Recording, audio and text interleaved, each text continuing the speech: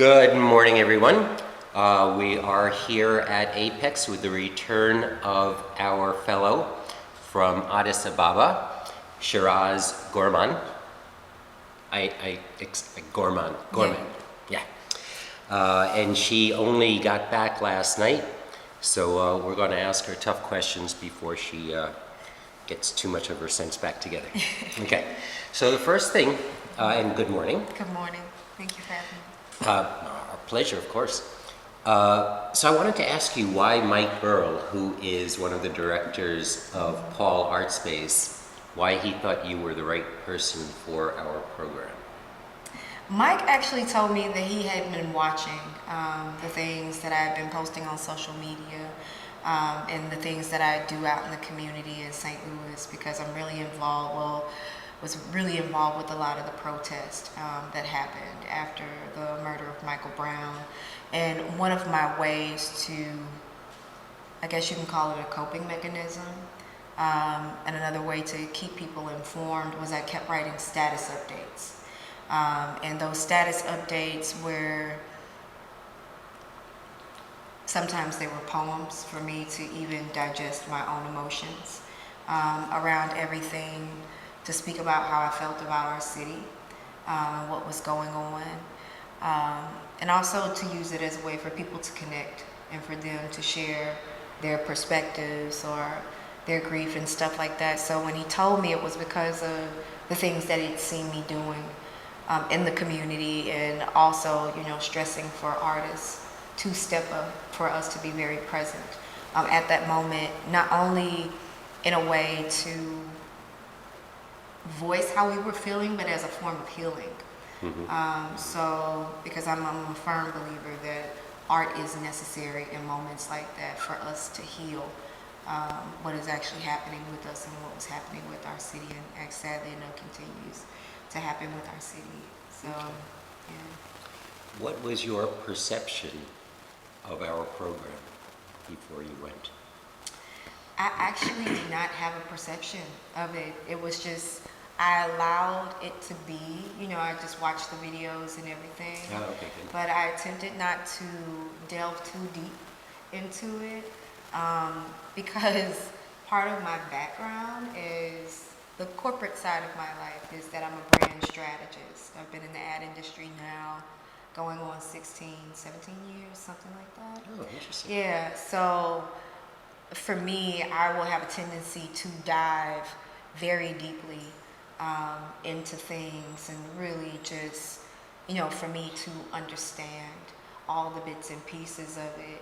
So I wanted to make sure that I went into it with no preconceived notions, and just wanted to see what it would be like to allow myself to be completely present in a moment versus being strategic, for lack of a better term. Yeah. Do you kind of get the method behind our madness Yeah. now that you kind of experienced how different our residency kind of program is than a normal one? Well, actually, this is my first residency ever. Okay. Yeah, this was my first residency ever. Because this actually came at a point in my life where decisions, for me, I was making a lot of personal decisions. Do I want to go back into this corporate life of being a copywriter, creative director, brand strategist? Or do I want to continue to be as courageous as I have been in the last few years, as far as being a working artist, like a full-time working artist? So when this opportunity came up, it was just like, okay, life, I get it. I see that you're really attempting to shake me out of my familiar, Absolutely. Yeah. So, what were your expectations of either Ethiopia, because you had never been to Africa before? Never. Okay. So, was there anything that you were expecting? Because one of the interesting things that we do, we've had Asian fellows that we've sent to Asian American fellows that we've sent to Asia. African American folks that we send to Africa, and all variations in there. So an interesting thing that we find is that somebody who is of the group that we send, there are all kinds of interesting identity issues. Because if you're Asian American and you go to an Asian place, and I think you referenced this, people expect that you're from there. Yeah. So to answer the first part of your question about expectations, I went in totally with no expectations. In St. Louis, we do have a population, a kind of a nice sized population of Ethiopians and Eritreans. Really? Okay. And some of my close friends and old colleagues are actually Ethiopian. So when I made the announcement that I was going to Ethiopia, I actually, you know, how friends contact you on Facebook and congratulate you. However, when people start to send me private messages, I'm like, nope, I don't want to know. Good. Nope, I don't want to know anything. No, and actually, and she's going to get me for saying this, but one of my mentors back home, Sarah Burke, she was like, oh, go to Bar Italia, sit with the guys. I mean, it was almost like every other day. And I was like, no, Sarah, I'm not going to sit with the Bar Italia guys. I have to go here and have my own experience. You know, and I didn't want that to be clouded by me, you know, hanging out with, you know, folks in St. Louis and getting their perspective on Ethiopia and that whole bit. So I had no expectation. I did have concerns because me not doing any research into the culture or anything like that, you know, I'm like, okay, I'm a woman going into a community that I know is primarily Orthodox Christian, and I have tattoos. You know, it was just, you know, it was more about me, how I am showing up in my physical body, what would be some of the gender, you know, issues and stuff like that that I would run into. So versus having expectations, I did have some initial concerns.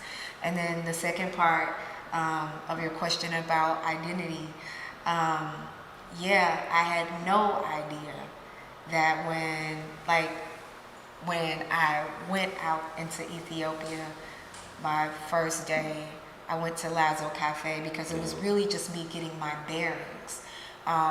When I left out of the guest house, the interesting thing about Addis was something about it felt very familiar. Really? Yeah. And, you know, I kind of walked out of the guest house. What do you think that was? For me, I'm a very spiritual person. And it just felt like I was in the right place. Like I was where I was supposed to be. Yeah, I really cannot put a finger on why I was so comfortable. However, reality hit me when I went into the cafe, and I'm kind of like looking at my phone and taking a deep breath, like looking at my schedule, like understanding this whole taxi versus minibus system and that whole bit. And the waitress came up to me and was speaking Amharic. And, you know, I was just like, oh my God. And I was like, no, American. And she looked and she said, no, Habasha? I said, no, ma'am. And then, did you feel like a fraud in a way? No. Okay. It was, my response was, even for me, it was like, that was a knee-jerk response, but that was me being honest. I was like, well, I am African American. You know, I was like, you know, ancestry from the West Coast. And then, you know, this was a theme. It was just like, oh, you're diaspora. You know, it's just like, even though a Presbyterian pastor that I met, he was just like, are you sure?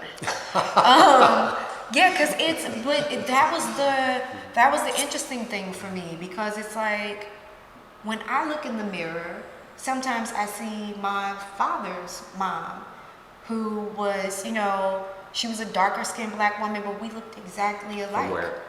Mobile, Alabama. However, of Haitian descent. Haitian and African American descent. So, you know, sometimes I look in the mirror and I see her, And then other times I look in the mirror and I see my own mother, which my mother actually looks like my great-grandmother, you know, that I never knew, but she was black and German. So it's like, when I look in the mirror, I never thought for a moment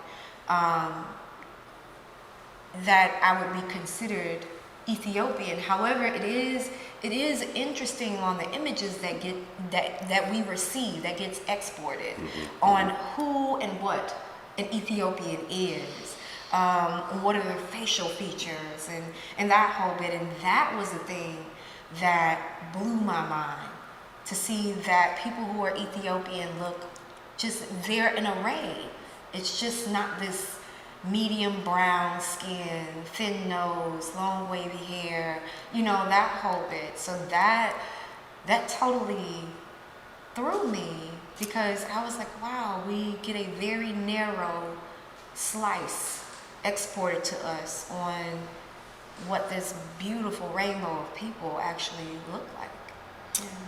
It's an interesting thing that Americans and perhaps other people around the world romanticize Ethiopia for a lot of reasons, and one of them is a very interesting kind of racist sort of tendency, where white people say, oh, they have white features and they're dark-skinned, and I always find that interesting that people make this racial, oh, they look like me kind of thing, which always makes people feel better.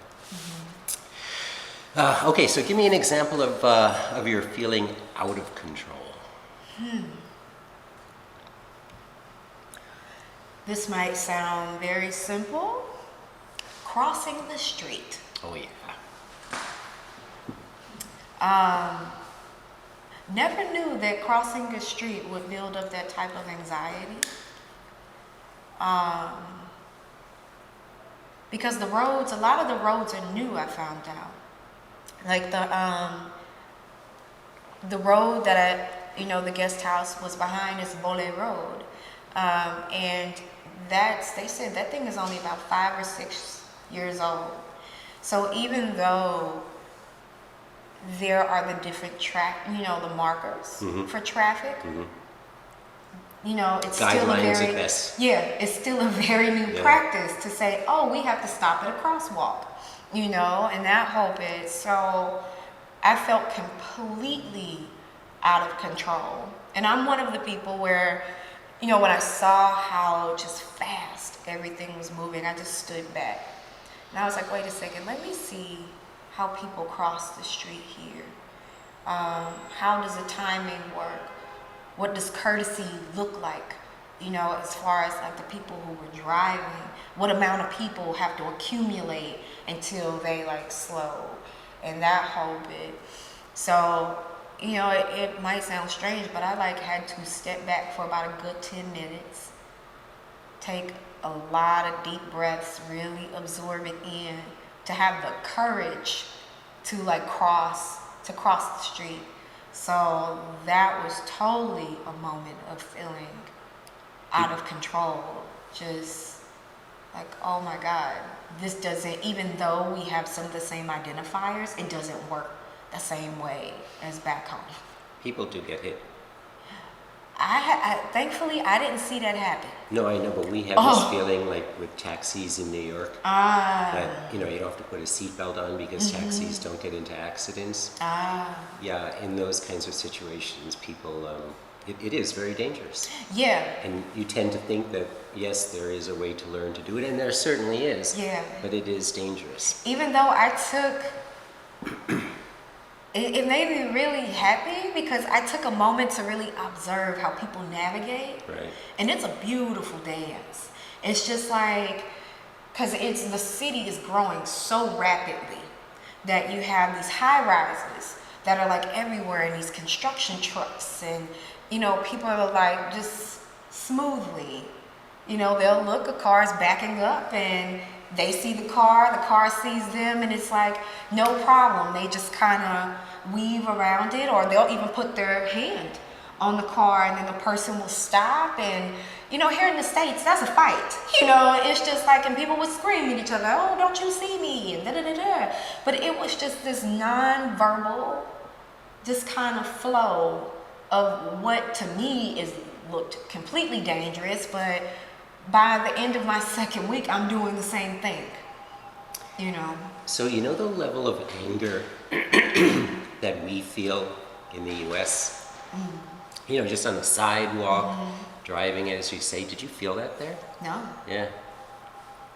No. People were, and as crazy as traffic gets, and that was another interesting, the negotiation processes that they have are just so interesting to me, and especially with traffic, because at some intersections there are no traffic lights.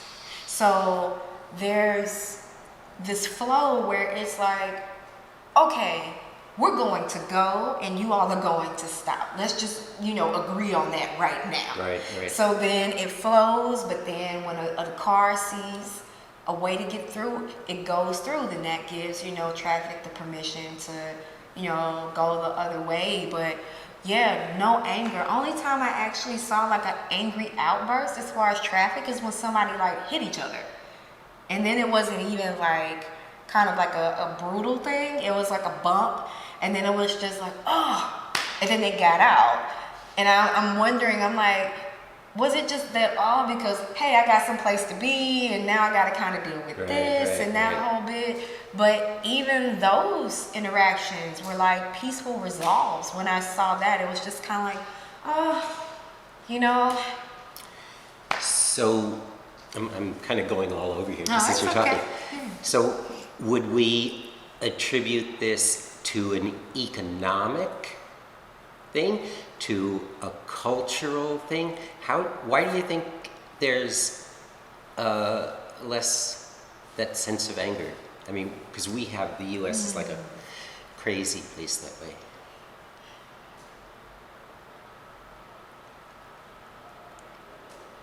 It's an interesting question.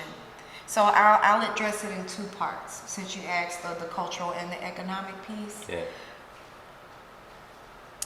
Menelik II, in the Battle of Ottawa, when they defeated the Italians, he sent out a call. I found out that, and I kept getting it verified, just the different people that I met, because one, it blew my mind that this actually happened. So Menelik II, after they defeated the Italians, sent out a call to the Ethiopian people and said, there is no vengeance. We won. Now we have to make sure that the Italian soldiers return home to their families, like safely and healthy. So, while the convoys were making their way back to Addis, they said that people had like food and water and stuff like that on the side of the road, and they would actually make the convoys stop. So, and then actually when the military soldiers, the Italian soldiers, asked for forgiveness, they were granted forgiveness. They were allowed to stay in Ethiopia, have families, that whole bit.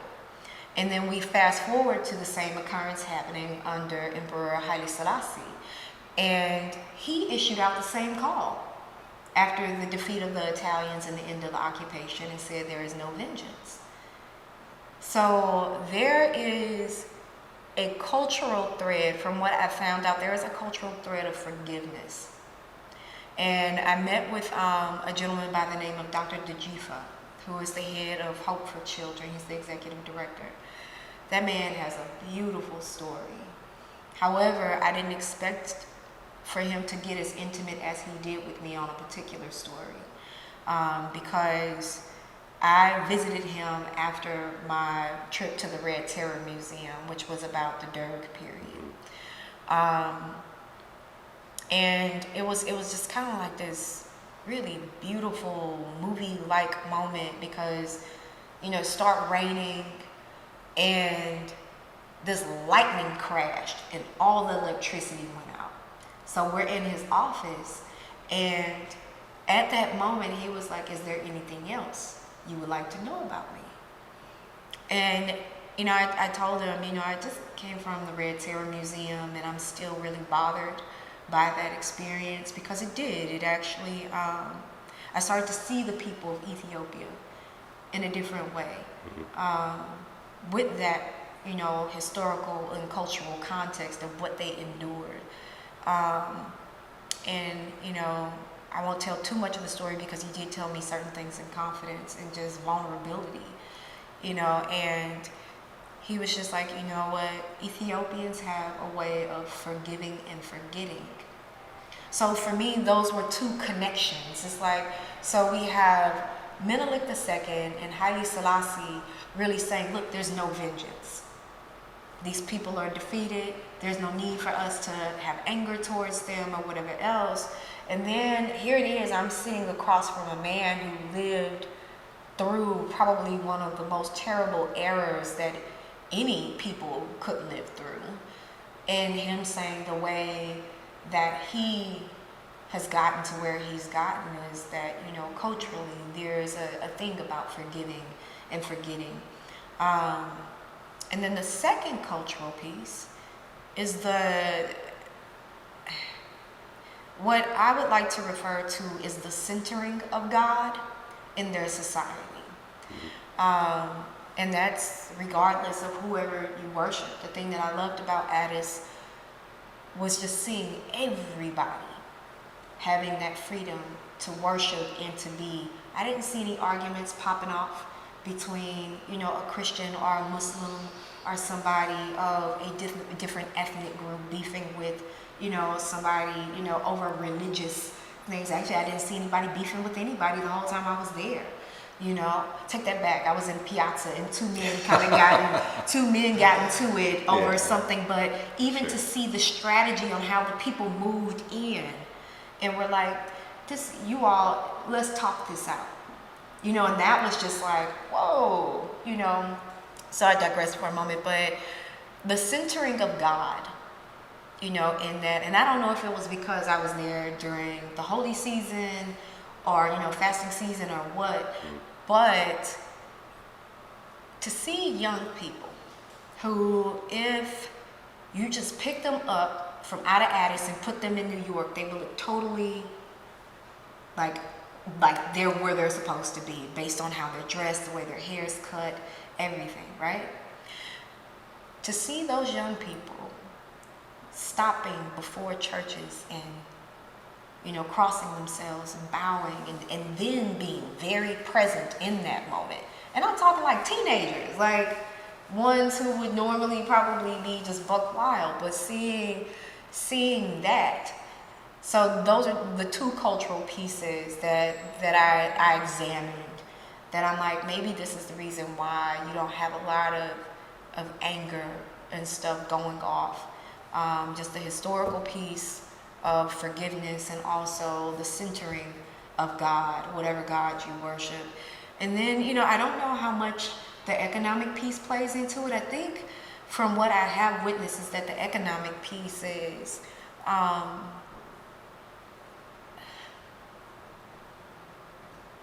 it's causing people to culturally shift to a degree where it's almost seeming like an us and them type thing, you know, this chasm that probably didn't exist beforehand. Because the Bole area is just, that area is immaculate.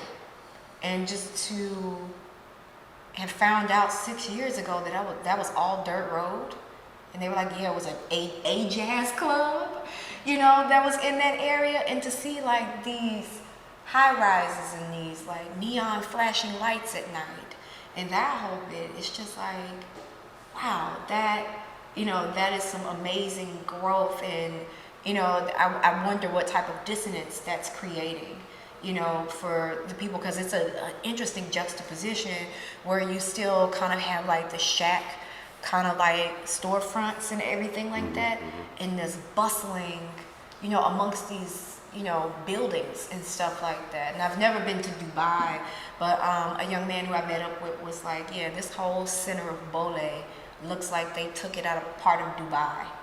and brought it right into Addis.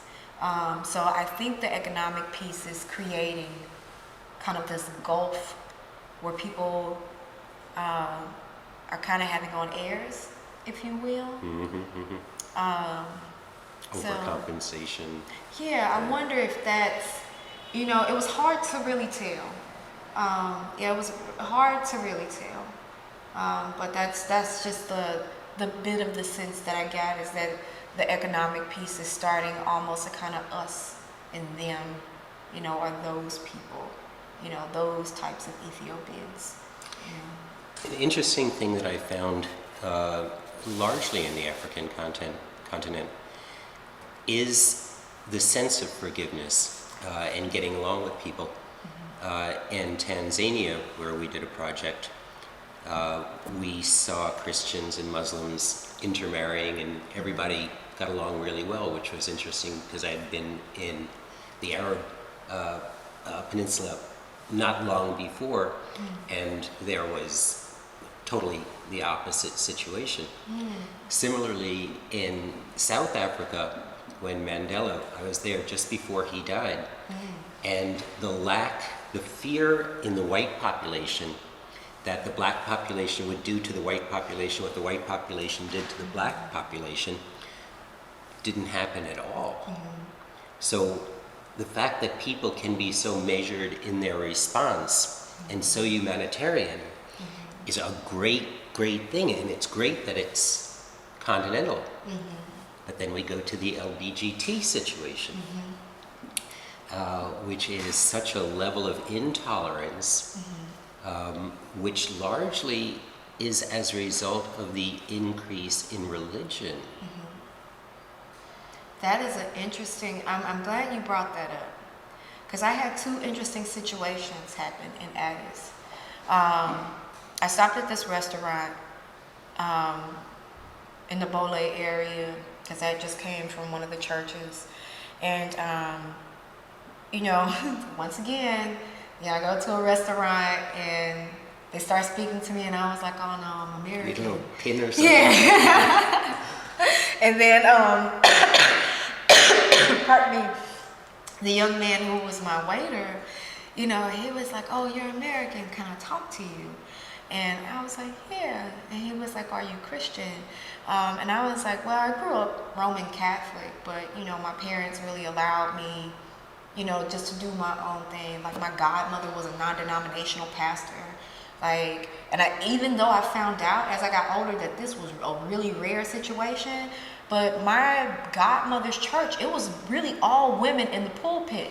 It was only one guy who was a deacon. Interesting. Yeah. So, and for me, it was like, and then one of my mother's friends while growing up was West African. She was a part of the Yoruba tribe. So she had the facial scarrings and that whole bit. So, and I have cousins who are Muslim. So it's just like that whole thing of, yes, I am Christian, but, I really just kind of practice everything. As I get older, I find myself going more into Buddhism. I feel comfortable in that space. However, it's the loosest religion. Yeah, but it's like, it's so funny that, when you're raised Catholic or when you're raised anything, that foundation is still there. It's like, when I see the Pope, sometimes I still get choked up. It's kind of weird to me. I'm not a practicing Catholic, but I see the Pope and I get all emotional, However, the young man was talking to me about T.D. Jakes, who's, an evangelistic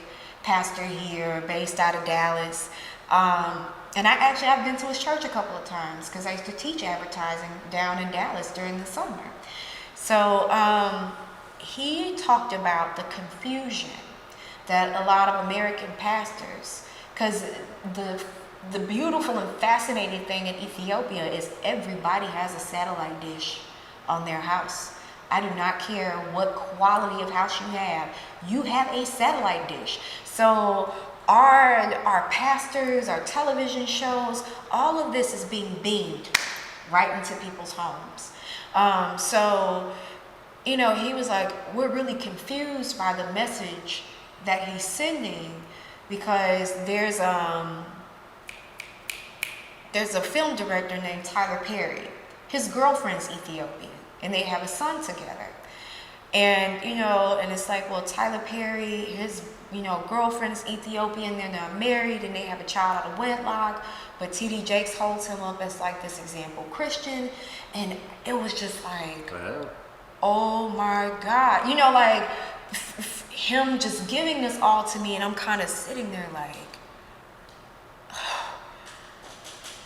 I hope people in the United States know that folks are like paying attention. And he's like, and it's going against the Bible, and you know, so what kind of brand of Christianity is actually being, you know, taught over there? Because that whole prosperity preaching thing is now making its way to Ethiopia.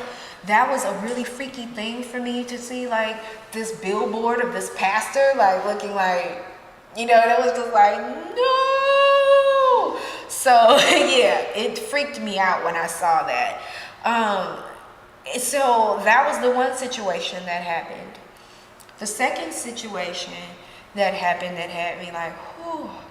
Wait, what did you tell him? No, it was, for me, it was more of listening. Right. Listening. I was really taking it all in, and I'm like, you are absolutely right. Okay. You know, it was, because what can you say to that? It's like, for me, it was like really being with that experience and hearing, and it's his conversation actually is mimicking the conversation of a lot of people who are starting to push back against these kind of like mega church preachers and stuff like that. And then we've seen how dangerous that can be with the documentary God Loves Uganda, where we have these pastors who are going in sponsoring these crazy ass bills, pardon me, you know, sponsoring these crazy bills. And it's just like, this is dangerous. This is problematic. Because during Easter, I went and spent Easter with Mirit. She's a young lady that I met there, who took me to the Ketchene neighborhood so I can see the women who, they do this masterful pottery, and they don't even have the stuff to really do it for real, but they do it. Right. You know, it's out in the sun baking, you know, and it's just a beautiful thing. So Mirit and I were actually, we were at a bakery before going to her brother's home to be with the family for Easter. And, you know, everybody just looked at us like, it was the first time in Addis where I had interactions there that made me physically uncomfortable, with men approaching me, and had this really jacked up situation happen at, you know, a restaurant where a guy had too much to drink and was grabbing on my arm and that whole bit. But that was the first time where I felt scared. Because there was an older gentleman who just looked at us, baby, if you could have put us on fire at that moment. That's what his eyes, you know, were giving me. Because? So he thought we were a couple. Oh, okay. Yeah, he thought her and I were a couple. Okay. So, you know, and I even told Mirit that that was the first time where I actually felt scared. Because the restroom, to get to the restroom, you had to, he was sitting at a table right here. The walkway to go to the restroom was here. And the restroom was down some stairs, you know, and kind of like out of the back alley and through. And I remember continuously looking behind me to make sure that he wasn't coming up behind me. Yeah, it is. Yeah. That flip change, that is very scary there. Yep. And that was the only time in Addis where because there's a big difference between fear and danger, right? That was etching over to danger. Because that look of disdain that he gave. That's a scary one. Yeah. Uganda in particular. We were there. We've done actually a lot of nice work in Africa. Mm-hmm. And while we were there, one guy who was running a club showed a film that was peripherally sympathetic toward the LBGD community, and they came in and they closed him down. They sent him home. His wife, who is Ugandan, and they have a kid, she can't go to London because they won't let her in there. He can't come back because they won't let him come back. It's a crazy situation, and when people begin to understand that it's largely the religious, where the folks, not proselytizers, but the missionaries are, they see Africa as the last place to grab souls, and it's such, for many of us, scary. And you want to know what's interesting though, because I wrote about this, and I think it was my very first journal, because the thing that, even though I heard that there was an issue, with people being, not so kind to people, who are LGBTQ, but it was fascinating to me to see men holding hands and men hugging each other, and women holding hands, just of all, and some of these interactions looked very intimate. Like, if I looked at it through my American lens, to see young men in the park laying on each other, that whole bit, they looked like lovers, and seeing young women do the same thing, and even older men and women doing the same thing. So through my American context, it was like, okay, I'm having a disconnect. Because it was like, how do you know then? Where is the line? It was fascinating to me, and I still hadn't figured it out. It was just like, so who is it? Is it a whole thing of if somebody knows? If it's confirmed? It's like, Cheeraz, there are communities where men have sex and don't consider it in any way homosexual. Yeah, like we have here in the States. Yeah, they call them MSMs, men that have sex with men, but just see the act as a sexual act and not an act of intimacy. Prison. Well, but just out in the general public too. I So and to me, because I've been working in the space of HIV prevention and education, like volunteering in that space since like my junior year of high school, and I did not become aware into the whole MSM community until like most recently, and to me that was fascinating. So and then that begs the question though, right?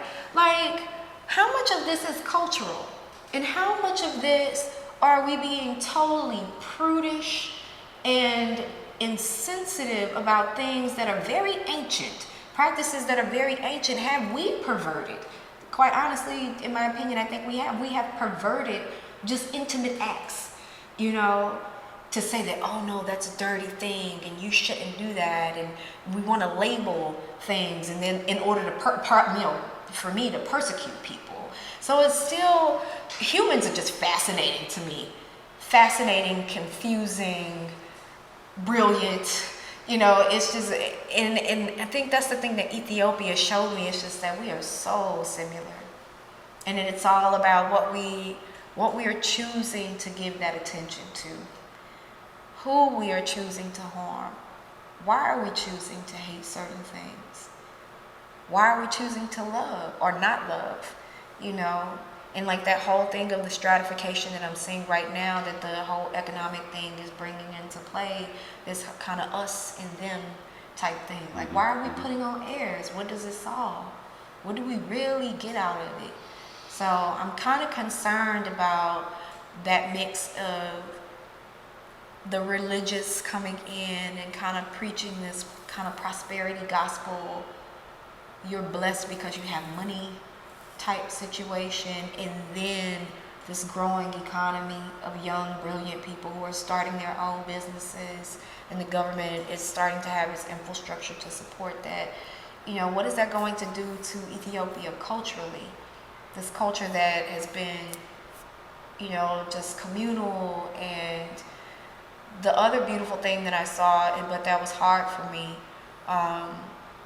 was seeing women and men out on the street, with babies, breastfeeding women, just relying on people, to give money and stuff like that.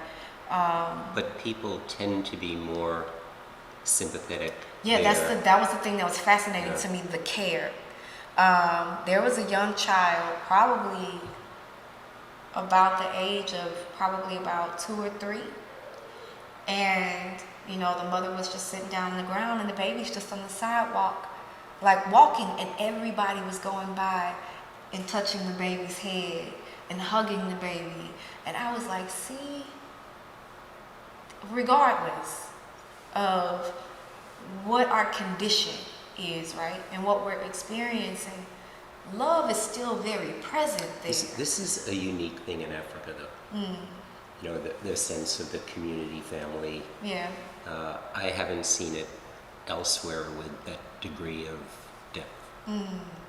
Yeah, that was something that I just stood back and watched that. Yeah.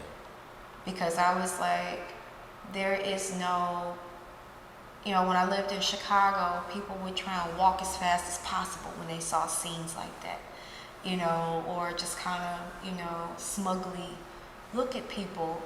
And I was just like, I wonder how many hugs that baby gets a day, and the touching. And that was the other thing that I loved about being in Ethiopia.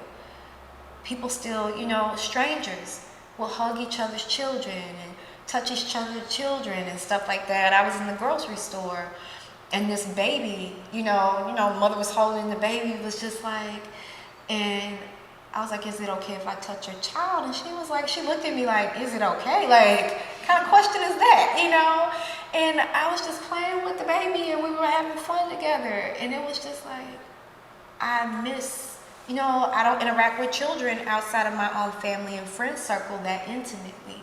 And especially not in public, people freak out, like, what are you doing, I was in a situation out of the country where a little kid came up and grabbed my leg. My first feeling is to throw my hands up in the air. I'm not doing anything. So one of the main ideas in our program, and this may not be as poignant for you because of your other activity, but we tend to feel a lot of people in the art world become observers rather than participators. So a big aspect of the program is to have people do things and not have this kind of artist thing where you stand on the side, how will my art be, and we're taking pictures. But did you end up feeling as if you were more involved in things because of our trying to insert you not as an artist? You see what I mean? That's an interesting question, because I actually felt, when I really started to understand what was happening, I was like, it's challenging my personality type, part of my personality type, but it's really embracing of another part of my personality type, feels that way, yeah. where it really wants me to engage and be involved. Even though I did have an interesting experience where I found myself observing more, and not wanting to really jump in and engage in the city in general, because it became an issue of boundary for me. I found myself not taking pictures of certain things, of certain people. Because it made you feel like a tourist? And I didn't want to invade, or I did not want to invade nor exploit people. And sometimes I feel that artists, when we get the opportunity to travel to other countries, sometimes we have this way of behaving in this lens that's exploitive. Always. Yeah, and I did not. I was hyper conscious of that.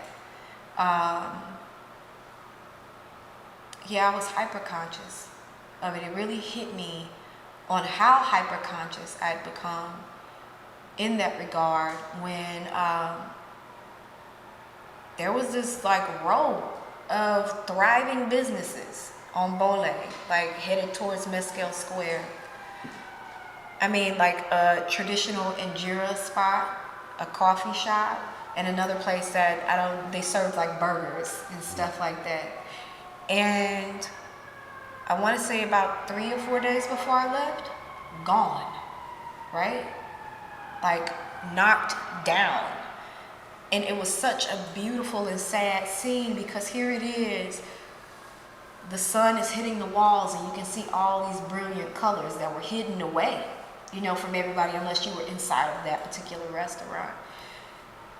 And I was like, I'm not going to take a picture of that. I was like, now, had I had a picture of the before, that would have justified the after picture. And the context would have been the stories that I've been hearing from people, all the different people that I met, where it's like things are changing too rapidly here. Like whole neighborhoods are they call it being moved. Like entire neighborhoods are being moved in these high rises. Next thing you know, you look and there's a high rise going up like the next week, And I had to sit with that.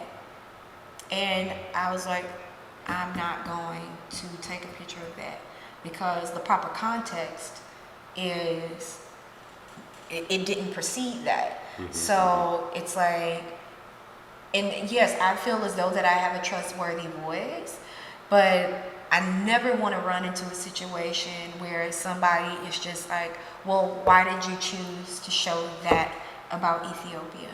About Addis in particular. What are you attempting to accomplish by capturing that? Because I'm not going to deny it. Part of me wanted to take a piece because I could not believe how beautiful the colors were. And it was, if you would have picked it up and plopped it in here, it would have been probably one of the most beautiful installations. But so I was like, the depth of your considering this, you thought about it a lot. Yeah. It would have taken a second to take a picture. Okay. So how African did you feel before you went? And how African do you feel now? Well, it's interesting because I was raised in a home where you are African first. Yeah, my parents were very clear. But you brought your perception, and how did it fit? Well, I think that's an interesting question because I didn't necessarily have a perception of Ethiopians in particular. Ethiopians live amongst us in St. Louis, that whole bit. I've gone to the different restaurants and stuff like that. Have friends who are of Ethiopian descent. I'll ask you about the food shortly. Yeah. Oh, okay. Yeah. So, and, I've had the pleasure of going to school with people who are from, West Africa, that whole bit. Close friends, actually. One of my exes, he's actually French and his mother's from Cameroon. And, so I don't think I have ever made a distinction or attempted to quantify my Africanness. So that's a really interesting question because I was just raised in a home where it was like, no, you are black and we are African because this particular historical event happened. So this is part of your lineage. So going to Ethiopia though,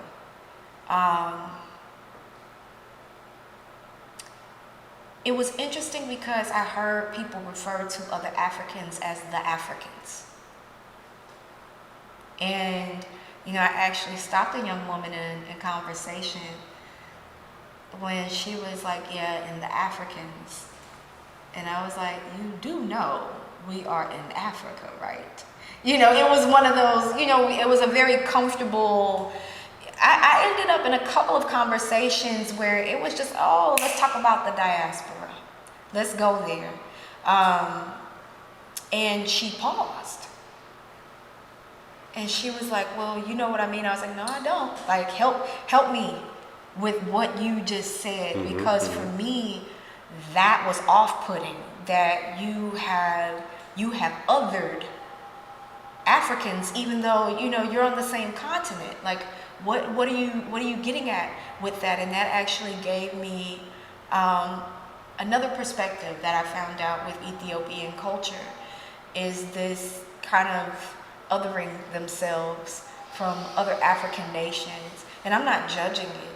I mean, we all have. Everybody does this everywhere. Yeah. We all have our thing. It's It was jolting. I did not expect to hear that type of distinction, and then to have it like, well, but you know what I mean, right? And it's like, no, I absolutely don't. Ethiopians that I know that have come here, and then they've gone back, they can't stay.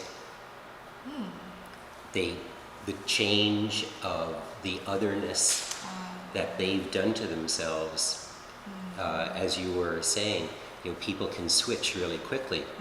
And when people feel you've been overly affected by the outside, the whole value system switches, and they've left. They've had to come back here because they didn't feel comfortable. Yeah, and you want to know what's interesting about your question too, about the feeling of Africanness?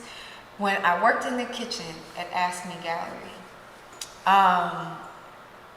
that was a really beautiful connecting experience. That's the time when you were in control.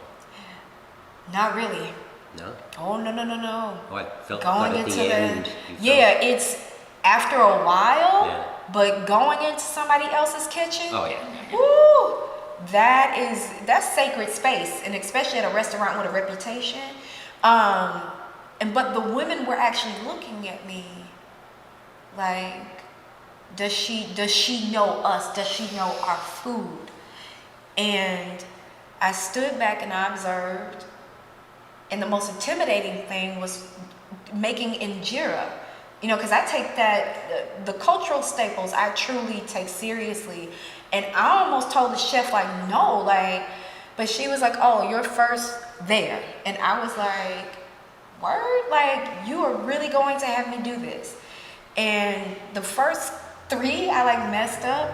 And then I just kind of stilled myself and got quiet and just did it. And then they all looked like, and the next thing you know, she saw me do it a few times, and just how I prepared it and everything. And then she was like, she pointed over to the stove, and something just clicked, where it was like, okay, I see all the ingredients and the different things, and I kind of started laughing when I was making the gormon, because it was just like, this is, I got this. Yeah, we do this at home. Just some of the ingredients are just a little different. And actually, when Kanjit arrived, she was like, what did you do? And I was like, what are you talking about? She was like, everybody's talking about how you knew how to make everything. You just watched and she started laughing, because she was like, I told the chef. I don't think she believed me. She was like, but I told her that Black Americans, a lot of our food is the same. And now they see. So that was, I think, for me, that was a connection point that was unexpected. Because when I walked in that space, I was othered. And it was uncomfortable. I'm not going to deny it. Yeah. And it was interesting, how making injera correctly, how it was just like, wait a minute, who is she? And then the acceptance of me being African, it seems like, came into play in that kitchen. Yeah, it was a really, I think for me, that was one of the most impressionable moments for me. Because being Black American, you do feel displaced at times. It's like, is America really my country, even though we're 6, 7 generations deep here? Then you go to a place like Addis, and then it's just this kind of you're othered, and until they see you do something that's similar to them, and then it's just like, oh, because the other layer of, and I wouldn't necessarily call it othering. I just think it's a narrow understanding of what Black Americans are, what African Americans are, because of what gets exported. Because, you know, the whole time I was there, normally I would wear a cardigan because I was still kind of sensitive about the fact of the tattoos on my arms and how that would have come across to people. Yeah, my whole arm. Pardon me. And, you know, people would say, oh, it was 3 things. Oh, Black American, Obama country, hip hop, and because of my hair, oh, a Rasta. You know, it was like, so it was these very 2 categories tightly attached to one another, being specifically Black American. It was like hip hop and Obama. And then on the end, because of my hair, it was like, oh, Rasta. There's a Rasta community. Yeah. Did you find? Oh, yeah. I wanted to go to the settlement to see it, but it was just, but I thought that it just me, how I showed up in my physical body without saying anything. When people saw the tattoos, they were like, oh, Black American. But the 2 contexts were either hip hop and Obama. And then the split happened where it was like, oh, she's Rasta. So, you know, it's just this, the different layers of how people chose to identify me that was interesting to me, and it allowed me to get into a conversation, because I still, to this moment, I don't think that this one young lady was in particular attempting to be offensive, you know, or incendiary. I refuse to think that. I just think that what I've come to understand is that there is a lot of cultural pride in Ethiopia about not being colonized. You know, they will say that to your face, like Ethiopia is the only place that has not been colonized by the white man. And I was sitting in this circle of, you know, just different intellectuals and stuff like that. And we were in the courtyard having coffee. And when she found out I was Black American, she went into this whole, you know, well, Ethiopians are the only ones that have not been colonized by the white man. And I just kind of sat there and I looked. Because it did come out of the blue. Like Marta, you know, who teaches at Addis, she even looked like, where'd that come from? Yeah. You know? And I just, you know, quietly asked her, I was like, do you know anything about slave revolts?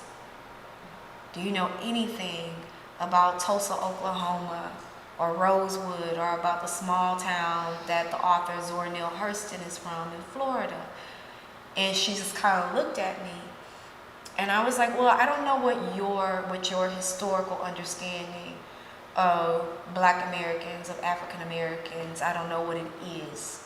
I was like, however, I will tell you, if you think by any stretch of the imagination that we are somehow cowards, you don't know who we are as a people.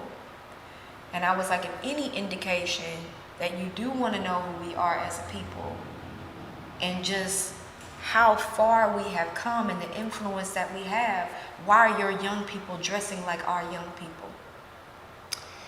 You know, so it was a tense moment, and that was the whole thing of questioning one's Africanness. And, you know, it was interesting.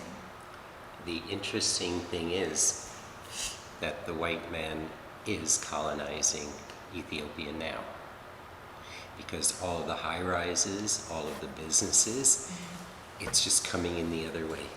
Yeah, and that was a question that I had, that I did pose to some of the people that I met. Like, you might not say that you were not colonized, but you've been convinced.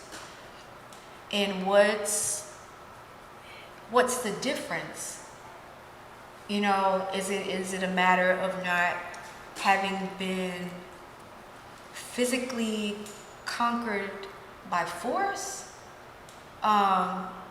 versus being infiltrated financially and culturally?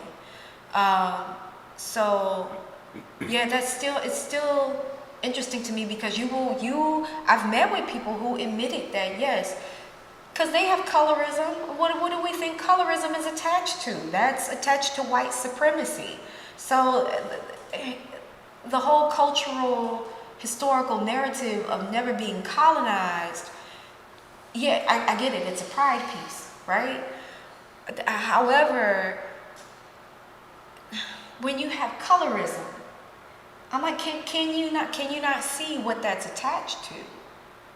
When you were saying like the lighter, that this light skin privilege, this, what they call, what I was actually referred to at one point was half caste. Yeah. Where people thought I was half caste. Some people thought I was like Ethio-Italian. They thought I was Ethio-Swedish or Ethio-British, and it was just, that was also fascinating to me. So it's like you all have the same dis-ease that we have in America with colorism.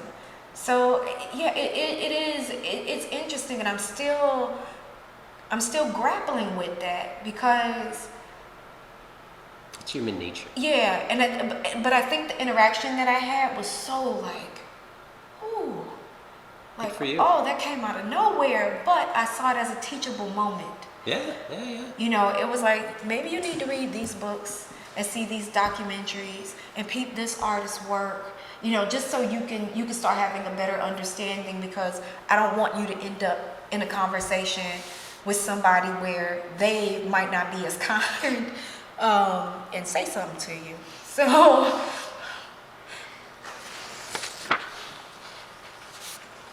So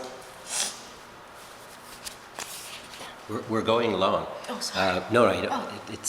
It's very interesting. So I don't want to cut off. We'll just chop it accordingly.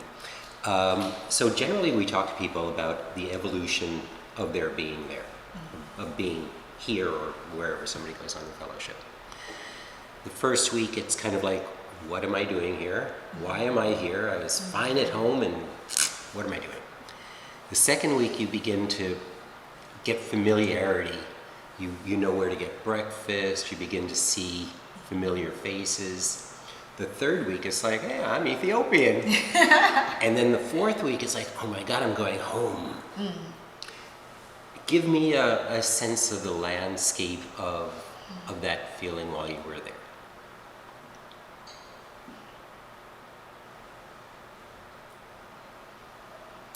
I think the first week was jet lag and adrenaline. That's been the way that I've been explaining it to people.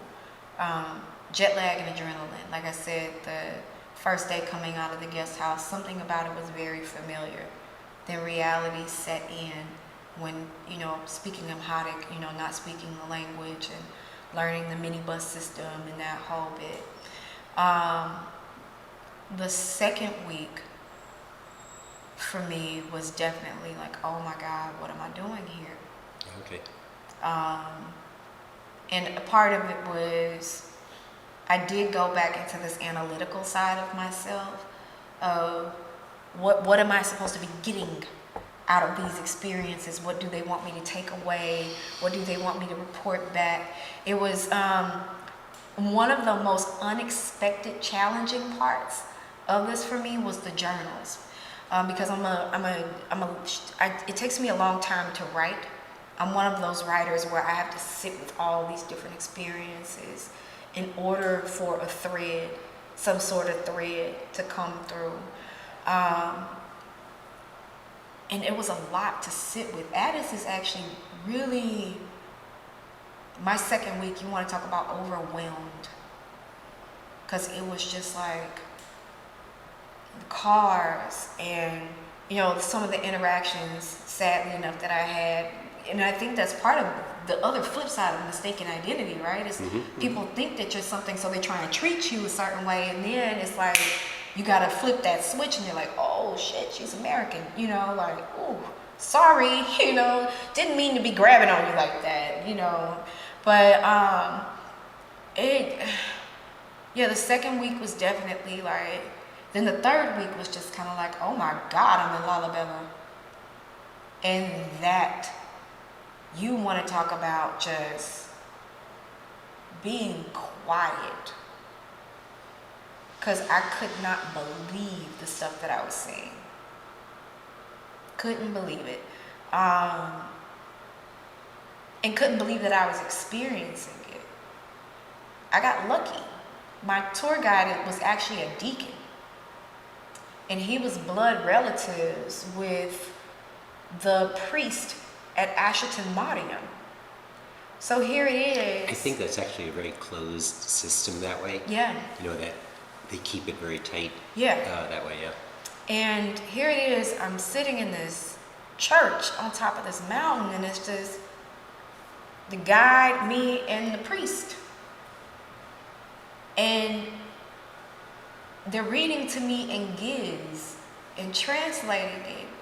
And then we got into this deep conversation about, you know, the responsibility to mankind and love. And it was just amazing for this priest who probably does not leave out of Ethiopia, may go to Jerusalem for like pilgrimage or something like that. But for the most part, you know, this person is just possibly in this one particular city, but it has such a beautiful global perspective. And through what he does in the church, he feels that he's maintaining it every day. Like, no, I have a global responsibility to uphold the word of God, you know, for the people, so we continue to be at ease with one another. Yeah, so that was something else. And I wound up having a bunch of serendipitous events happening while there, and leaving, and then coming back to Addis, and it was just like, wow, I'm getting ready to leave, but I'll be back, because I had a really interesting situation happen where for me spiritually, I'm like, I don't know what this means, I don't know what the end game of this is, but something just happened that seemed a little impossible, right? This young man by the name of Raphael, who I met from Salam Children's Village, you know, he Googled me, which was funny, but you know, we're talking, and he was like, you work in advertising, and I have a friend, you know, who works in that field, he would like to meet you. And it was like, okay, great. So I'm just thinking I'm getting ready to meet some young people, because the industry there is extremely young, giving advice and that whole bit. And next thing you know, he's like, well, can you come talk to us? And I was like, all right, that's cool, you know, because there was a college professor who was a journalism, you know, professional. He was like, hey, can you come speak at Addis? And I contacted you all to make sure. I was like, it's not art related. It's totally like outside of this realm. No poetry happening. No, we appreciated that. Yeah. So it seemed like a great opportunity, really. Yeah. So what happened is I go to this ad agency, and we're talking about branding, social responsibility, da da da da da. And next thing you know, they're like, can you come back? Can you come and train? And then I learned culturally, here's another cultural piece, how new this industry is there, and the need to catch up globally.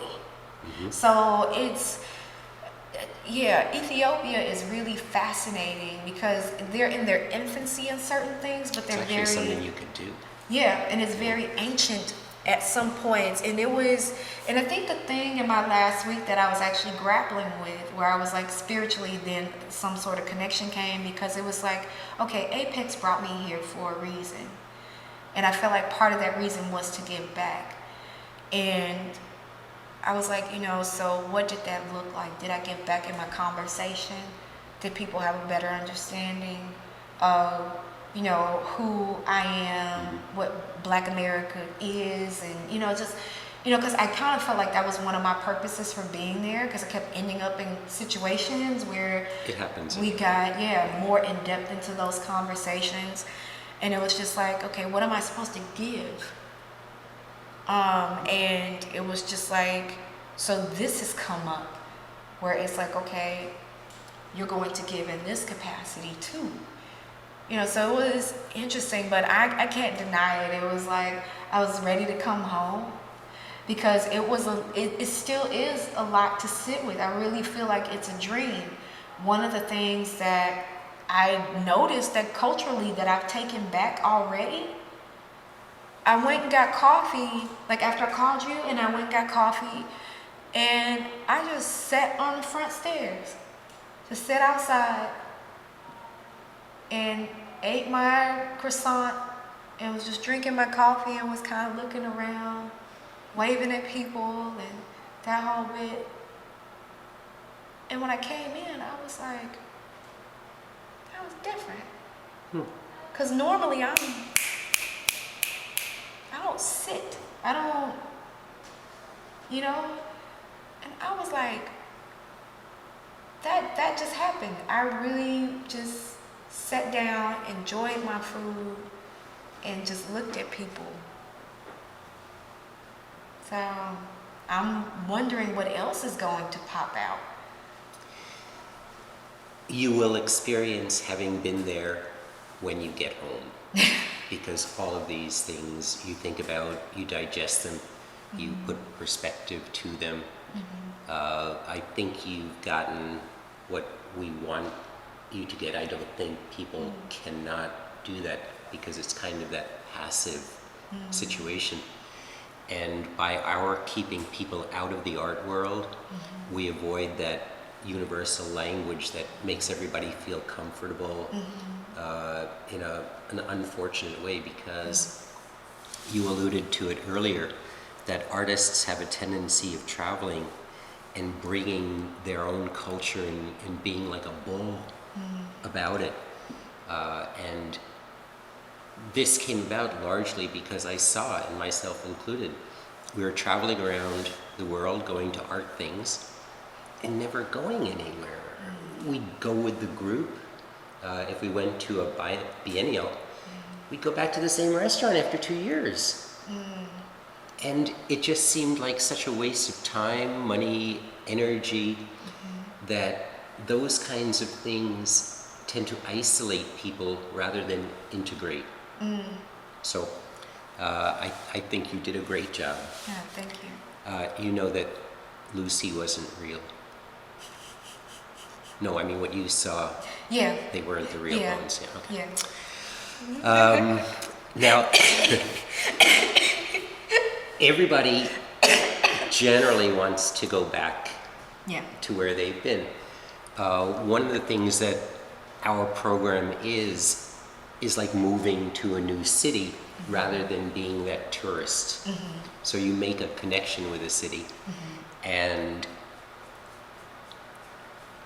we kind of expect people at some point to go back. You bring your mate or somebody, you know, because you want to show them everything. But the thing that I'd really like to do is be a fly on the wall as you talk to people when you get home. You know, to hear, especially with your mother, if I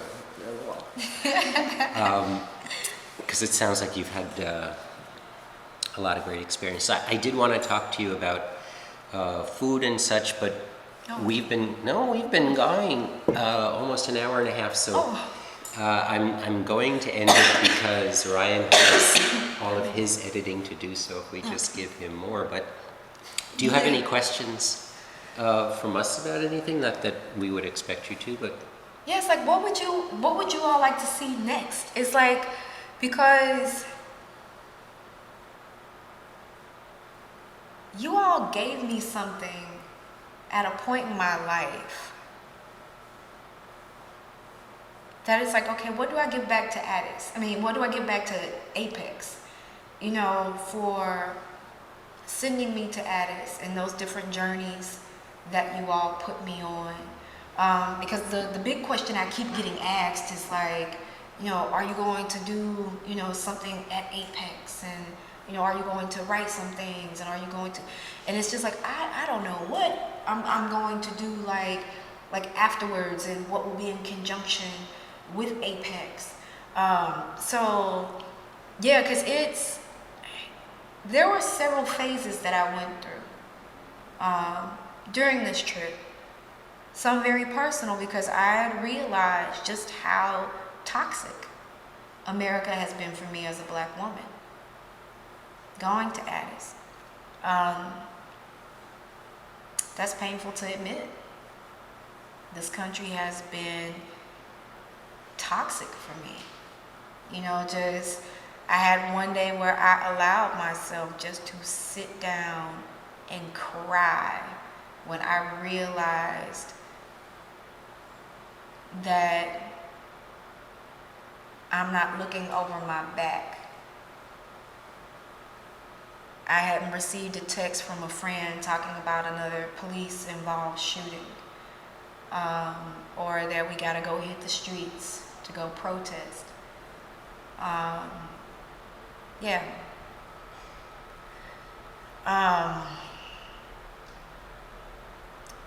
Yeah, that really hit me hard.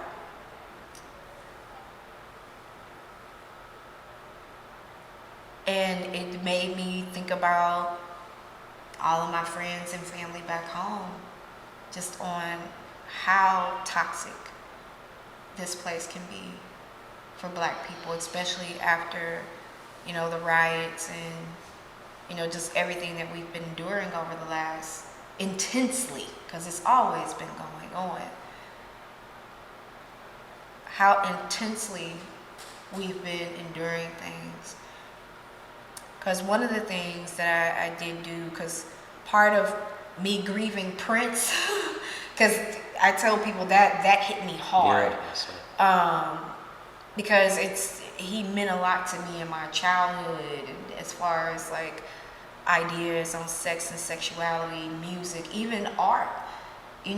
Part of how I write is deeply rooted in like liner notes and melody and stuff. So in losing him, I went to Facebook because it was the only place, because a lot of people in Ethiopia didn't even know who Prince was. They were like, we heard about him on CNN, or Al Jazeera. Oh, interesting. Yeah. So I had this really weird moment where in the midst of all of this, another police-involved shooting happened in St. Louis. STLPD shot a 15-year-old boy in the back in a neighborhood that's next to 3 neighborhoods over from where I grew up. And something told me to pay attention to Facebook as an outsider right now. And when I looked at how we get inundated, just the things that people were posting about police-involved shootings, and this person didn't get indicted, and this trial date for this cop has been pushed back, or this shooting just happened in the neighborhood, and it was just like, yeah, that's why I was stressed out. Look at this litany of things. And I remember leaving out of the guest house and just walking. I forgot how far I walked. It was almost like damn near Piazza, because I went up near Churchill and that whole bit. And I just kept looking around. And I was like, I am not getting hit with any of the stuff that I was getting hit with back home. And that's something to sit with. Yeah. I think that was probably the most personal revelation that I had while I was there, because I just broke down and was like, yeah, all of that is hard, and somehow it is expected of us to still maintain mentally, emotionally, spiritually, even physically through all of this. And I think that's why visiting the Red Terror Museum hit me so hard, because there was this parallel. While we did not have the mass murders, there is, for me, it's like being out there when they're hitting you with tear gas and flashbang grenades and being in that chaos, or then arriving to the scene of a police-involved shooting, and you're right there in the fresh aftermath of everything, and that fear and that tension. Like, it was at one moment where the gentleman was talking about a scene between a clash that he was in. Because that was the other trippy part about visiting that museum. The person who is touring you around, you find out like towards the middle, near the end, that they're actually a survivor. So when he started talking about this clash that he was in as a college student with the police, it brought me right back to the night that Von Derek Myers was murdered by a police officer in St. Louis. And when I arrived to that scene, and it was just like, it was absolute chaos. The police are kind of trying to figure out what to do, but then at the same time retreat. Everybody's like moving in, and it's clergy, and his mother's crying, and it's just like, and I remember standing there in the middle of everything and things just going in slow motion. So while the gentleman was talking, all of that, it popped back up for me, and I was just like, that place, my hometown, the country that I'm from, has really done a number on me. Then at the same time, it was just like, now I can acknowledge it. Now I can start healing from this. And it was a beautiful balance, because the next thing on my schedule was for me to go to one of their national parks. And it just showed me like this balance of life, this really horrible element, and then you go into this really beautiful element where you get the opportunity to be with it, to heal, and to remember your own smile, and what it feels like, most importantly,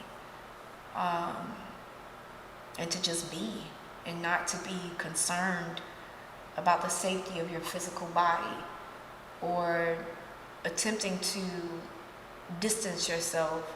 For me, attempting to distance myself mentally and emotionally, to somehow detach from the experience I just had, just for me to be able to exist in the world. So yeah, you all gave me an opportunity to acknowledge a lot of painful things and to heal from a lot of painful things, on top of getting to know an amazing culture. And I see no coincidence in the fact that I went during Holy Week. No coincidence in that. It was just, I felt like it was a necessary part in the healing process to remind me of my own humanity. And to continue for me to have true faith. Not just the faith that you need to just make it through every single day, but the greater faith in saying we're definitely going to be all right. Because if I'm sitting in this place where this priest is reading from a 700-year-old book and knowing everything that they've been through in this region, I'm going to be okay. So yeah, I can't thank you all enough for that. So I guess it's like, okay, what do I give back to Apex? Like, what do I do now? Well, I think the program works. First, I want to thank Rabia, who was so helpful for us there and really stepped up to the plate for us. And of course, Elizabeth, who is responsible for getting you there, getting you back, and making everything run properly. I think you will bring back an awful lot to people. I would say the main purpose of our program is to make people really confused and just have a lot of stuff, because we want people to have new material to bring to their work. That's why you don't come back here and do a show. We don't let you be an artist there because it separates you from people. And we will ask you in 1 month, we will ask you in 6 months, we will ask you in 1 year. And we are always rejuvenated by the experience of people, and the program is reinforced every time somebody finishes. Thank you. Thank you. That's a wrap.